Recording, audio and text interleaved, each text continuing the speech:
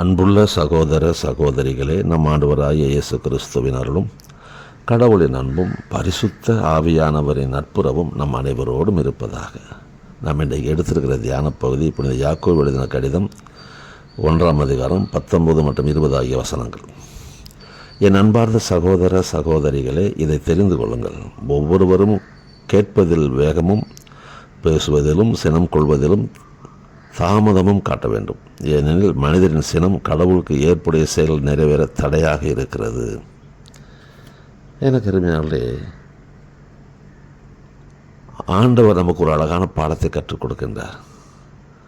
சீக்கிரமாக கோவப்படாதப்பா, ஸ்லோவாக கோவப்படு. கோபமே படாதன்னு சொல்லலை, சீக்கிரமாக கோவப்படாத.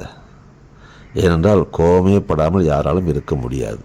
அதனால் ஆண்டவர் ரொம்ப தெளிவாக பேசுகிறார், சீக்கிரமாக கோவப்படாதீங்க. அப்படி என்ன பெரிய பாதிப்பு தரும் கோவப்பட்டா? நம்பர் 1 என்ன பாதிப்புனா, உறவு கெட்டு போகுங்க.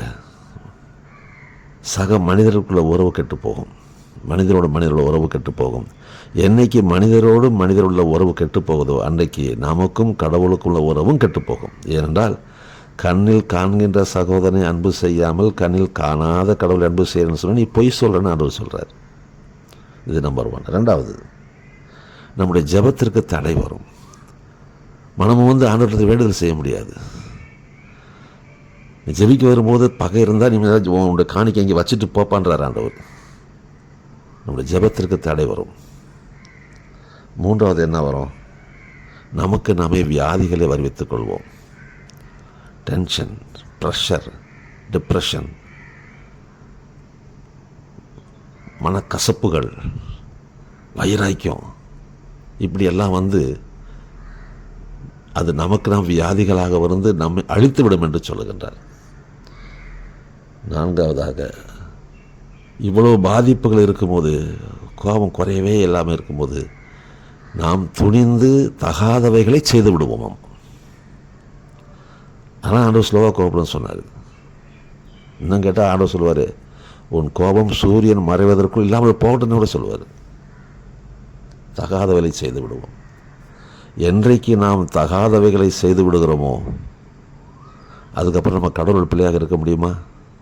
5வது பாதிப்பு, கடவுளின் பிள்ளைகள் நிலையிலிருந்து தள்ளப்பட்டு விடுவோம். அதுக்கப்புறம் எந்த உரிமையில் கடவுள் நம்ம போய் வேண்டுதல் செய்ய முடியும், அவரை ஆராதிக்க முடியும், துதிக்க முடியும்? அப்பா தந்தைன்னு கூப்பிட முடியுமா? என் ஆண்டவரே சொல்லியிருக்காரு, எனக்கு எதிராக குற்றம் செய்தவரை என்னை மன்னிப்பது போல நானும் மன்னிக்கணும் ஆண்டவரே அப்படின்னு ஜெபமே கற்றுக் கொடுத்துருக்கிறாரு. இத்தகைய பாதிப்பில் இருக்கிறதுனால தான் ஆண்டவர் நான் சொன்னார், நான் ஸ்லோவாக கோவப்படுங்கன்னாரு. சரி, அடுத்தது எப்படி ஸ்லோவாக கோவப்படுறது? 3 காரியம் ஆண்டவர் கற்றுக்கொள்ள. முதலாவது, அந்த இடத்தை விட்டு நீ கடந்து சென்று விடு. உன்னை பார்த்துக்கிட்டு தானே கோபம் ஜாஸ்தி வரும்.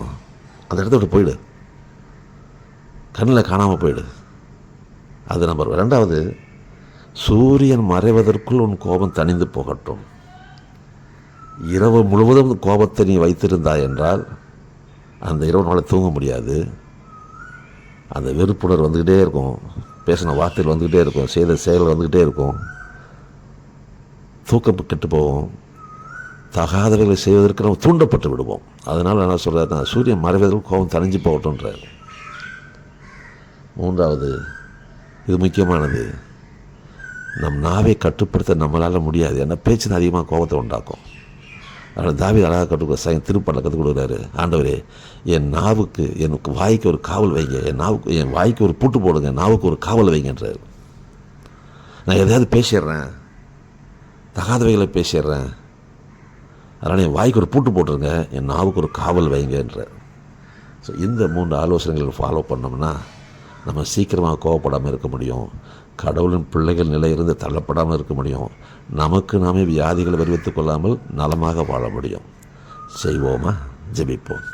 எங்கள் அன்புள்ள பரலோக தந்தை, இந்த காலை வேளையிலே கோபத்தின் பாதிப்புகளை குறித்தும் எப்படி கோபத்தை குறைத்து கோபப்படாமல் இருப்பதற்கான காரியங்களையும் கற்றுக் கொடுத்ததற்காக நன்றி. எங்கள் வாழ்வை கடைபிடித்து என்னென்னும் உமக்கு பிரியமானவர்களாக எல்லோருடன் உறவுடன் வாழ்வுகள் மாற எங்களுக்கு உதவி செய்வீராக. எங்களோட பெரிய காரியங்களை செய்யும்.